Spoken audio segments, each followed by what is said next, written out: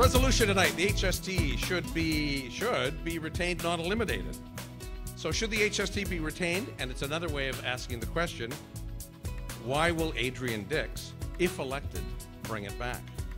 So we're going to do a top 10 list, kind of like David Letterman, okay?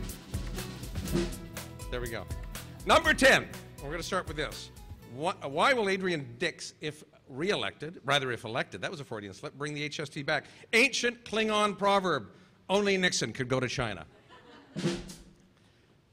Number 9, why should the HST be retained? Demographics, folks. When the boomers retire en masse, they won't be paying high income tax rates anymore. But they will be buying services, which aren't taxed by the provincial government under PST. Dummies know this. Of course, other than legal services, right? Okay, number 8. The justice system is behind the 8 ball. It can't be adequately funded on income tax when the retired boomers don't have high incomes anymore to tax. And they're just buying services, like tattoos. So, if you believe the justice system needs new money now, if you need a consumption tax. Again, income tax and PST won't provide the money. The demographics don't work. Unless you use Mitt Romney's math. Thank you. Okay, number 7, in commemoration of the new James Bond movie. The education system cannot be adequately funded on provincial income tax and PST. I've got the UVic Law School and the UBC Law School there, and I'm appealing to my base.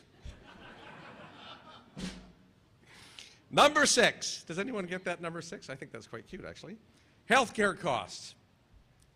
10 years ago, healthcare, 33% of the provincial budget. Today, healthcare costs, 42% of the provincial budget. Where is the money coming from to pay for healthcare in the future? Who is going to be changing our diapers in the nursing home?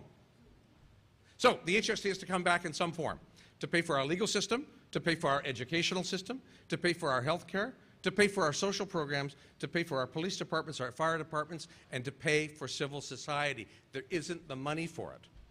Number 5, the vote. Let's talk about the vote. In British Columbia, we had 3,063,170 registered voters. There was 1.6 million votes cast. That represented 53.98% of the total registered voters. 46% of British Columbians stayed home. Who was talking about democracy a few minutes ago? Votes against the tax, 881,198. Votes for the tax, 728,927. The difference between the no's and the yeses was only 152,271. I've done the calculation. The votes needed by the no side to win and the HST survive was 71,248 votes. Coincidentally, the membership in the British Columbia Teachers Federation is 71,248. Okay, number 4. Accountants won't have to charge the extra 7% anymore, but lawyers will.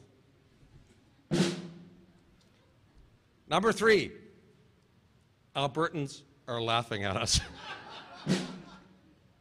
Number 2, and this is true, the left loves this tax. What you've got in front of your screen right now is a letter from Jim Stanford, who's a Globe and Mail writer, and he's also the head of Canadian Auto Workers.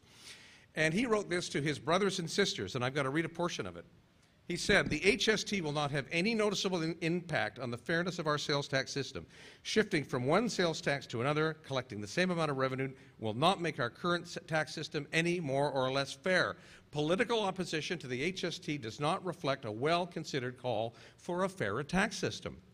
It's more about electoral gamesmanship by opposition parties eager to damage the current government. So this is from the left. The left loves this tax. So the top reason why the HST should be retained in British Columbia, and it's a legal argument, I'm afraid, folks. The referendum is invalid. You've been waiting for this one, haven't you? They lied to everyone. Fight HST cited 40 examples of goods and services that would be subject to HST. 22 of them were wrong, including that HST would rise to 25%, the tax would be collected by Brussels, BC sovereignty was being eroded and sacrificed to Ottawa. It went on and on and on, and everybody knows those reasons. Now, I did a little legal research, which is a first for me. I looked at Section 162 of the Recall and Initiatives Act. An individual or an organization who makes a false or misleading statement commits an offense under this section is liable to a fine of not more than $10,000 or imprisonment for a term of not longer than 2 years, or both. But you got to read a little further here.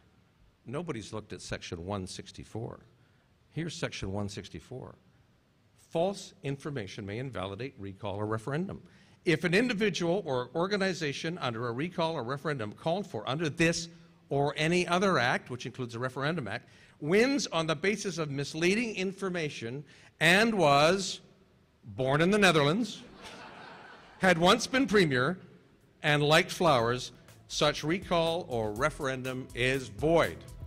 We call that the Ted Hughes Clause. And if Fight HST can get away with a lie like that, so can I. The yes side should too, so press 2. Thanks very much.